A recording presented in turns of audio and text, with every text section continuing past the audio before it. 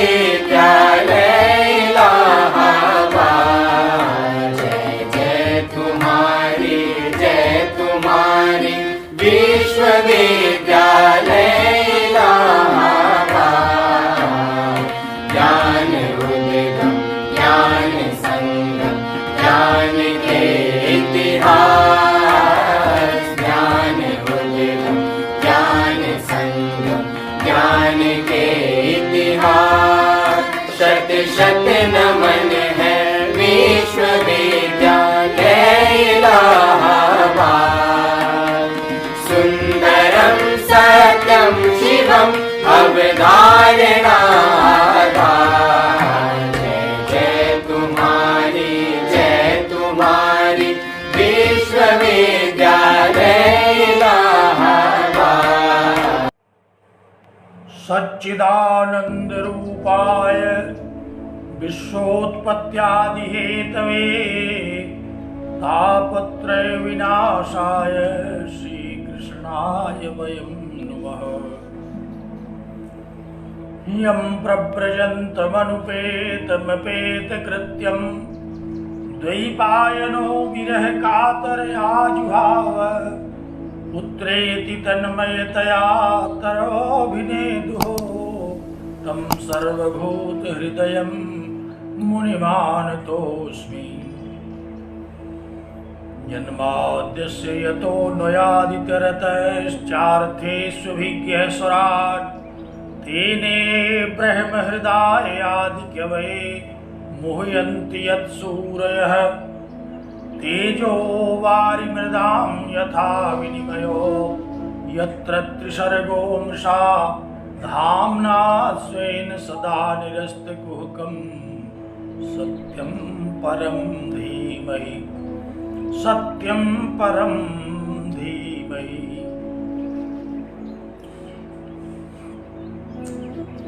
जगत विश्रुत इलाहाबाद विश्वविद्यालय प्रयागराज के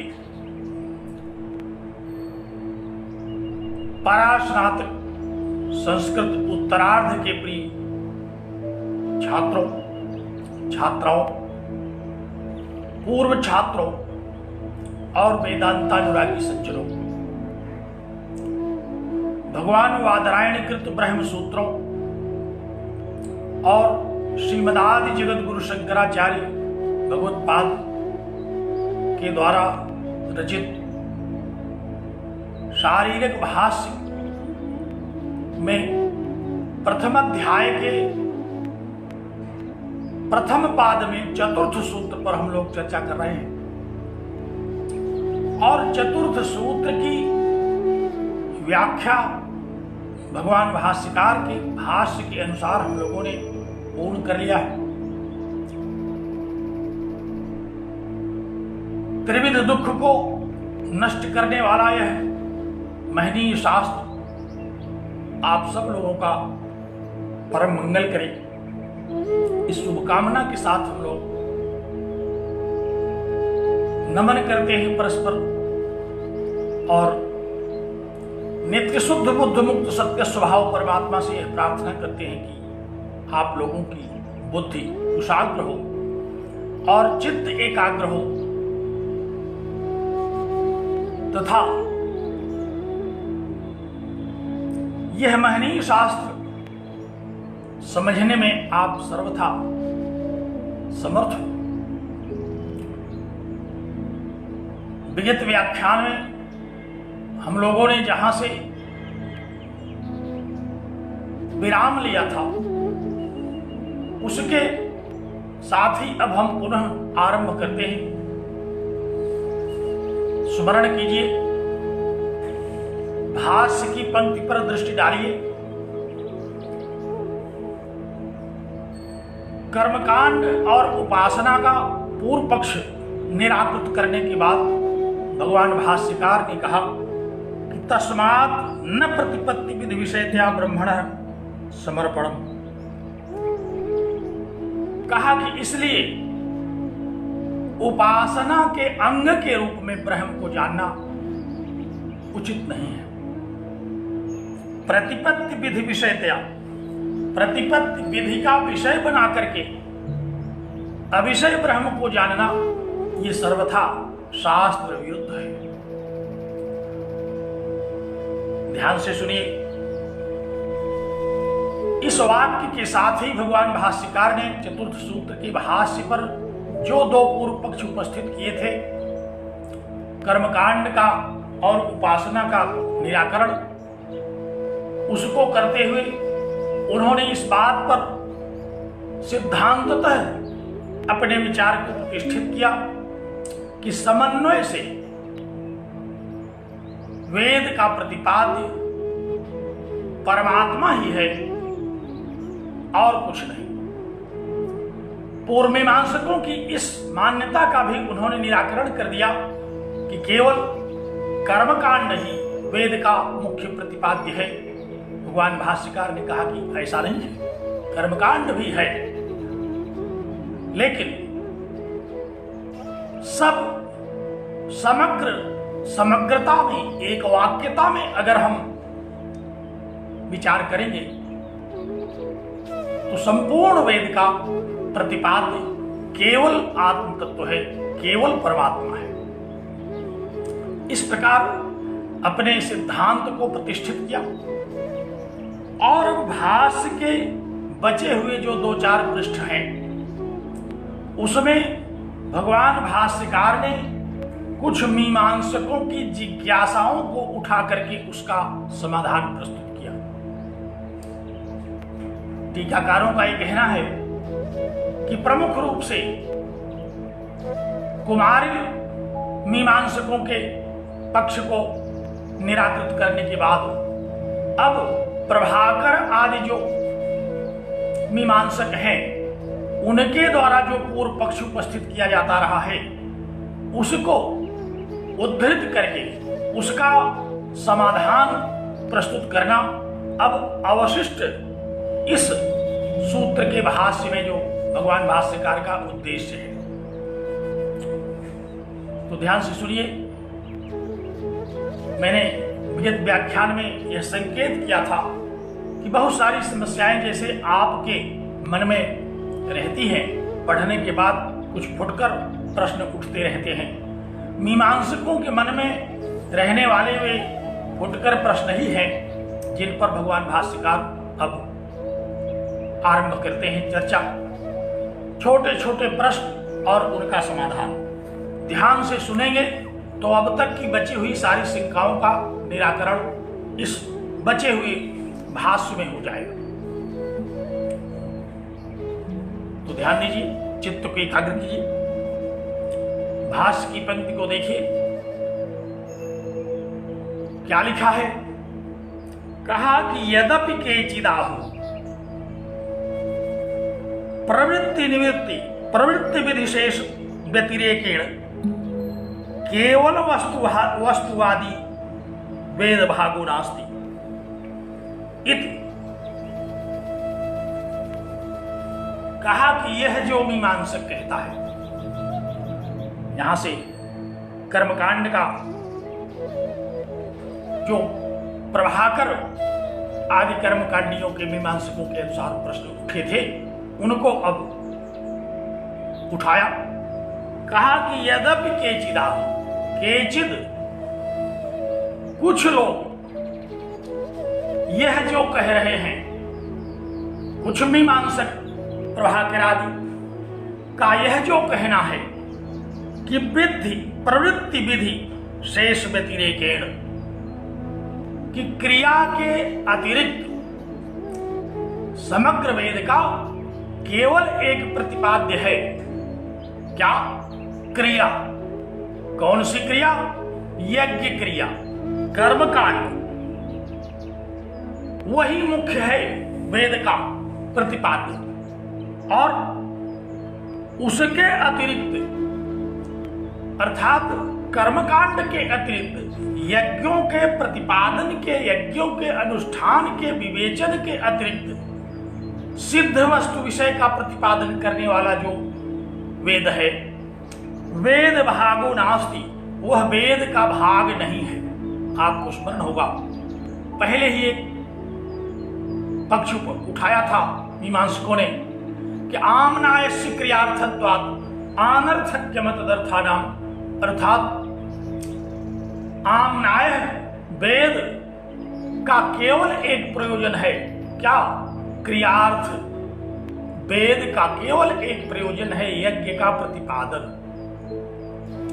तो यज्ञ का प्रतिपादन करने वाला तो वेद है, और अनर्थक्यम अतदर्थानाम, वेद के जिस प्रसंग में अतदर्थ अर्थात क्रियार्थकता का ज्ञान नहीं कराया जाता, कर्मकांड का बोध नहीं कराया जाता, वह वेद नहीं है।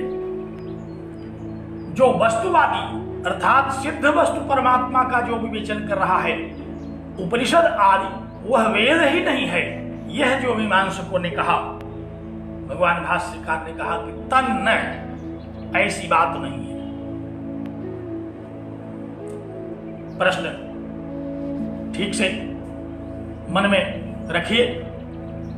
जो मीमांसकों का यह मंतव्य है कि कर्मकांड के अतिरिक्त वेद विषय प्रतिपादन करने वाला जो वेद भाग है, वह वेद के चरम उद्देश्य का प्रतिपादक न होने के कारण वेद ही नहीं है।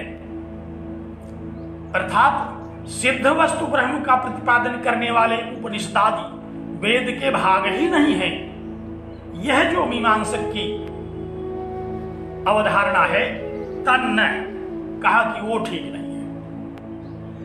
यह जो उनका मंतव्य है, ऐसा नहीं है। क्यों नहीं है बताते हैं। कहा कि औपनिषदस्य पुरुषस्य अनन्य शेषत्वात्, कहा कि उपनिषदों में प्रतिपाद्य, उपनिषदों में वर्णित जो विषय है परमात्मा विषय, वह औपनिषदस्य पुरुषस्य, उपनिषदों में वर्णित जो पुरुष अर्थात परम पुरुष परमात्मा तत्व का विवेचन है, अनन्य शेषत्वात्, वह किसी का अंग नहीं है। अर्थात कर्मकांडियों ने कहा था कि जो सिद्ध वस्तु परमात्मा का विवेचन करने वाला भाग है, वह तो वेद ही नहीं है। फिर उन्होंने कहा कि अच्छा, हम इस रूप में उसको भी वेद मान लेते हैं कि वह उपासना का अंग है। अंगभूत रूप में वह प्रमुख रूप से तो कर्मकांड का विवेचन करता है, लेकिन गौण रूप से कर्मकांड के अंग के रूप में वह सिद्ध वस्तुओं का भी विवेचन करता है। यह जो स्वीकृति उन्होंने दी थी वेदांतियों पर कृपा करते हुए, उसका यहां निराकरण किया जा रहा है। कहा कि देखो, यह जो कहा गया कि उपनिषद पुरुष, उपनिषदों में वर्णित जो परम पुरुष परमात्मा है, जो सिद्ध वस्तु विषय वेद का भाग है, वह प्रमुख रूप से वैदिक विषय नहीं है, बल्कि उपासना के अंग के रूप में वहां सिद्ध वस्तु का प्रतिपादन किया जा रहा है। कहा कि ऐसी बात नहीं है। ब्रह्म किसी का प्रतिपादन किसी के अंग के रूप में ब्रह्म प्रतिपाद्य नहीं है। अनन्य शेषत्वात्, यह अन्य का शेष नहीं है। यह किसी कर्मकांड का, किसी उपासना का सहयोगी भाग नहीं है। ये तो मुख्य प्रतिपाद्य है। ये किसी का सहायक विषय नहीं है, बल्कि यह मुख्य प्रतिपाद्य है। ब्रह्म को, ब्रह्म के प्रतिपादन को वेदांत वेद्य परमात्मा के विषय में किए गए वर्णन को कर्मकांड अथवा उपासना कांड का अंग मान करके जो स्वीकार किया गया, कहा कि तन्न, ऐसी बात नहीं है। क्यों ऐसी बात नहीं है? कहा क्योंकि अनन्य शेषत्वात्, उपनिषदों में वर्णित जो परमात्मा का विषय है, वह अन्य का शेष नहीं है। वह अपना वेद का मुख्य प्रतिपाद्य है। वह किसी का सहयोगी, किसी का अंगभूत होकर के वर्णित नहीं है, बल्कि वह वेद का मुख्य प्रतिपाद्य है। यो असौ उपनिषत्सु एव गतः, यो असौ उपनिषत्सु एव अधिगतः, कहा कि यह आत्मा उपनिषदों के द्वारा ही जाना जाता है। इस आत्मा का ज्ञान वेदांत वेद्य ही है। जो आत्मा, कहा कि पुरुषो असंसारी ब्रह्म, जो असंसारी है, जो परमात्मा है, जो सच्चिदानंद स्वरूप ब्रह्म है, जो इस जगत के उत्पत्ति स्थिति और विनाश का कारण ब्रह्म है, जन्माद्यस्य यतः और शास्त्रोनित्वात् आदि सूत्रों में वर्णित जो ब्रह्म के स्वरूप का कथन है, वह ब्रह्म उपनिषत्सु एव अधिगतः, उपनिषदों में ही जाना जाता है। उपनिषदों के द्वारा ही प्रधान रूप से उसका बोध कराया जाता है। यह ब्रह्म विषय उपनिषद किसी कर्मकांड अथवा किसी उपासना कांड का सहयोगी विषय नहीं है। ध्यान से सुनिए, कहा कि यो असौ उपनिषत्सु एव गतः पुरुषो असंसारी, जो असंसारी पुरुष, जो परम पुरुष, जो परमात्मा इन उपनिषदों के द्वारा ज्ञात होता है, समझाया जाता है, वह कैसा है? कहा कि उत्पाद्यादि चतुर्विध द्रव्य विलक्षण, कहा कि वह उत्पाद्य, संस्कार्य, विकार्य, प्राप्य आदि जो चतुर्विध विकारी पदार्थ थे उनसे विलक्षण है, उनसे विपरीत लक्षण वाला है। वह नित्य शुद्ध बुद्ध मुक्त सत्य स्वभाव कुटस्थ है। वह किसी भी प्रकार से विकारी नहीं है और किसी भी प्रकार से कर्म अथवा उपासना क्रिया का अंगभूत नहीं है। वह नित्य सिद्ध परमात्मा है। वही इस उपनिषद के द्वारा अवगत कराया जाता है। और स्वप्रकरणस्थो अपने प्रकरण में स्थित है। चतुर्विध विलक्षण है, जो चार प्रकार के विकारी पदार्थों से भिन्न अविकारी है।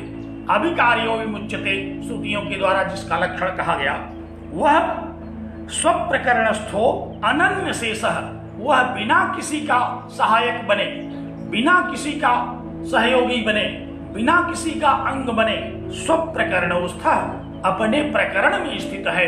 अर्थात ब्रह्म का प्रकरण, आत्मा का प्रकरण, जीव का प्रकरण, त्रिविध दुखों के विनाश का प्रकरण, मोक्ष का प्रकरण, वेद का जो उपनिषद भाग है उसी में उसका वर्णन है। वह किसी उपासना क्रिया का, किसी कर्म कांड का अंगभूत विषय नहीं है, बल्कि वह अपना प्रधान विषय है, अपने प्रकरण में स्थित है। उपनिषदों का जो प्रकरण है जिसमें ब्रह्म विचार के लिए श्रुतियां कही गई हैं, वह उसी प्रकरण में स्थित है। वह कर्मकांड के प्रकरण का सहयोगी नहीं है। वह उपासना क्रिया का, उपासना के प्रकरण के अंतर्गत आने वाला विषय नहीं है, बल्कि चतुर्विध द्रव्य विलक्षण, उपासनादि के द्वारा जिन चतुर्विध संस्कारों की बात कही गई थी उनसे विलक्षण रहने वाला, स्वप्रकरणस्थ अपने प्रकरण में वर्तमान वेद का जो ब्रह्म प्रकरण है वही स्थित रहने वाला अनन्य शेष, वह अनन्य शेष है। अर्थात कर्मकांड का अथवा उपासना का शेष नहीं है, अंगभूत नहीं है। क्यों नहीं है? कहा कि नासौ नास्ति नाधिगम्यते इति वा शक्यम न वदितुम, कहा कि इसलिए ऐसे परमात्मा को यह कहना कि न असौ, असौ ब्रह्म न, ये ब्रह्म नहीं है, नास्ति इसका अस्तित्व नहीं है, न अधिगम्यते यह वेदों के द्वारा नहीं बताया जाता है, इति वा शक्यम वदितुम न, ऐसा कहना ही संभव नहीं है, ऐसा कहना ही नहीं चाहिए, ऐसा कहा ही नहीं जा सकता, क्योंकि ब्रह्म का प्रकरण है वेदांत, और उस अपने प्रकरण में स्थित ब्रह्म विचार है जो कि किसी भी कर्मकांड का, किसी उपासना क्रिया का अंगभूत नहीं है, प्रधान विषय के रूप में वह प्रतिपादित किया गया है। इसलिए यह कहना कि वेदों में ब्रह्म का प्रकरण नहीं है, वेदों के द्वारा ब्रह्म का प्रतिपादन नहीं किया गया। सिद्ध वस्तु ब्रह्म का प्रतिपादन वेद का विषय नहीं है। वेद तो केवल क्रिया का, कर्मकांड का, उपासना क्रिया का विवेचन करने वाला है। इति न शक्यम वदितुम, इस प्रकार कहना संभव नहीं है। ऐसा कहना ही नहीं चाहिए। क्यों नहीं कहना चाहिए? कहा कि श्रुति बता रही है। क्या है श्रुति? स एषः नेति नेति इत्यात्मा। स एष नेति नेति आत्मा, श्रुति कह रही है। बृहदारण्यक की श्रुति है। क्या कहा इसने? कहा कि सह, वह जो परमात्मा है, एषः न इति, जैसा ये लोग कह रहे हैं ऐसा नहीं है। संसारी नहीं है। उपासनादि में, कर्मकांड में जो सिद्ध वस्तु के स्वरूप का विवेचन किया जा रहा है वो ऐसा नहीं है। नेति नेति न इति, अर्थात अंगुल निर्देश पूर्वक जैसे किसी संसारी वस्तु का बोध कराया जाता है, उस प्रकार इसका प्रत्यक्षादि प्रमाणों के द्वारा बोध कराना संभव नहीं है। इति आत्मा, ऐसा यह आत्मा है। न इति आत्मा, कहा कि आत्मा जैसे संसारी विषयों को हम लोग जानते हैं, जैसे संसारी वस्तुओं को हम लोग प्रत्यक्ष, अनुमान इत्यादि प्रमाणों से जानते हैं, क्रिया के द्वारा उनका उत्पाद्यादि जो स्वरूप है उसको हम प्राप्त करते हैं, उस प्रकार यह आत्मा नहीं है। श्रुति का तात्पर्य ठीक से समझिए। श्रुति ने क्या कहा? कहा कि आत्मा सत है। आत्मा कैसा है? सत है, नित्य सिद्ध है, नित्य शुद्ध है, त्रिकालाबाधित तत्व है। संसार के जो पदार्थ हैं जिस प्रकार के, न इति, वैसा यह नहीं है। अयम आत्मा ब्रह्म, यह जो ब्रह्म है, जो असंसारी परमात्मा है, यह संसार की वस्तुओं की तरह, चतुर्विध विकारी जो सांसारिक वस्तुएं हैं उनकी तरह न इति नहीं है। प्रत्यक्षादि प्रमाणों के द्वारा अंगुल निर्देश पूर्वक ज्ञान कराए जाने योग्य नहीं है। यह नहीं है, यह नहीं है आत्मा। आत्मा संसार के वस्तुओं की तरह जानने योग्य नहीं है। कहा कि इस श्रुति में इत्यात्म शब्दात, कहा इस श्रुति में आत्मा शब्द है। यह जो श्रुति है, इस श्रुति में आत्मा शब्द आया है और इस श्रुति के द्वारा केवल इतना कहा गया कि वह जो नित्य शुद्ध आत्मा है, नित्य सिद्ध कूटस्थ नित्य जो आत्मा है, वह चतुर्विध विकारी पदार्थों की तरह नहीं है। जब कोई किसी विकारी पदार्थ को दिखाता है कि यह है ब्रह्म, कहा न इति। दूसरा पदार्थ यह है, कहा न इति। आत्मा यह नहीं है, आत्मा यह नहीं है। फिर आत्मा क्या है? कहा आत्मा तो नित्य शुद्ध बुद्ध मुक्त सत्य स्वभाव वेदांत वेद्य वह तत्व है जो नित्य सिद्ध है, जिसका ज्ञान मात्र मोक्ष को प्रदान करने वाला है। तो कहा कि इस श्रुति में आत्मा शब्द है। अगर आत्मा शब्द का अस्तित्व न होता, अगर नित्य सिद्ध वस्तु आत्मा के रूप में जो वेदांत में प्रतिपादित है वह न होता, तो फिर इस श्रुति में आत्मा शब्द का उल्लेख क्यों किया जाता? इस श्रुति में तो आत्मा शब्द है और यह आत्मा वैसा नहीं है जैसा सांसारिक पदार्थ कोई होता हो। उत्पत्ति विनाशशाली पदार्थों की तरह, सांसारिक पदार्थों की तरह, अनित्य पदार्थों की तरह यह आत्मा नहीं है। इति आत्म शब्दात, ऐसा आत्मा शब्द के द्वारा समझा दिया गया। आत्मनश्च प्रत्याख्यातुम अशक्यत्वात्, ऐसे आत्मा का जो श्रुतियों के द्वारा वेद्य है उसका प्रत्याख्यान करना, उसका खंडन करना, उसका निषेध करना अशक्यत्वात्, अशक्य है, किया ही नहीं जा सकता। आत्मनश्च प्रत्याख्यातुम अशक्यत्वात्, जिस आत्मा के विषय में नेति नेति अयम आत्मा श्रुतियां कह रही हैं कि यह आत्मा सांसारिक स्वरूप वाला नहीं है, ऐसे आत्मा का, जिस आत्मा को श्रुतियों के द्वारा अखंडार्थ बोध करा करके समझाया जाता है, उस आत्मा का तटस्थ लक्षण और स्वरूप लक्षण के द्वारा जिस आत्मा का बोध कराया गया, उस आत्मा का कोई निषेध करे, कोई उसका निराकरण करे, कोई उसका प्रत्याख्यान करे। प्रत्याख्यान माने खंडन, कोई उसका खंडन करे, यह संभव नहीं है। मीमांसकों ने कहा क्यों नहीं संभव है? कहा कि वो खंडन करने वाला जो नित्य चैतन्य है वही तो आत्मा है। कहा कि यह एवं निराकर्ता, जो इसका निराकर्ता है, जो इसका खंडन करने वाला है, जो चैतन्य स्वरूप, तस्यैव आत्म प्रसंगात, उसी आत्मा के प्रसंग में तो यह वेदांत विषय को उपस्थित करता है। यह जो वेदांत प्रतिपाद्य आत्मा है वह क्या है?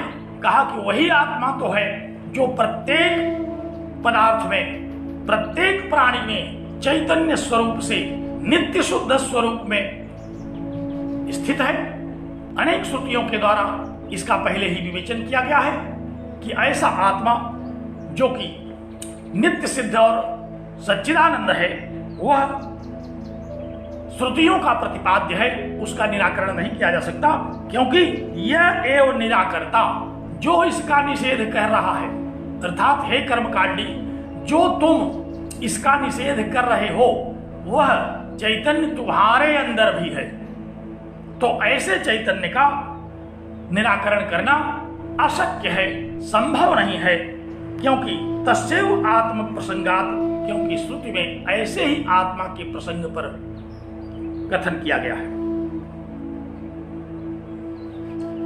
बात समझ में आ गई? मीमांसा का जो पक्ष है कि सिद्ध वस्तु विषयक प्रतिपादन वेदों में नहीं है, इसका निराकरण किया। कहा कि नहीं, वेदों के अपने अपने अलग अलग प्रकरण हैं। कर्मकांड का प्रकरण है जहां यज्ञों का विवेचन किया गया, वेदांत का प्रकरण है जहां ब्रह्म का विवेचन किया जा रहा है। और वह ब्रह्म जो कर्मकांड में वर्णित पदार्थ हैं, चतुर प्रकार की चतुर्विध उत्पत्ति, स्थिति और विनाशशील, उस प्रकार का वह ब्रह्म नहीं है, क्योंकि स नेति नेति आत्मा, वह आत्मा इस संसार के पदार्थों की भांति नहीं है, कथन किया गया है। और जो इसका निषेध करने वाला है, उस निषेधकर्ता में, उस निराकर्ता में भी चैतन्य स्वरूप से यह आत्मा विद्यमान है। तो निराकर्ता ही तो स्वयं आत्मा है, अपने आप को कोई कैसे निराकृत कर सकता है? अभी मैंने विगत व्याख्यान में जहां वदतो व्याघात के वाक्यों का निवेदन किया कि वदतो व्याघात माने जो कहता है उसी को खंड कर देता है, तो यहां भी अगर वह कर्मकांडी कहता है कि आत्मा नहीं है, तो उस कर्मकांडी में चैतन्य स्वरूप से रहने वाला वह कौन है जो इसका निराकरण कर रहा है? तो भगवान भाष्यकार ने कहा कि वह तुम्हारे अंदर रहने वाला चैतन्य वही आत्मा है, वही वेदांत के प्रकरण में वर्णित है, उसका खंडन नहीं किया जा सकता, उसका निराकरण, उसका प्रत्याख्यान नहीं किया जा सकता।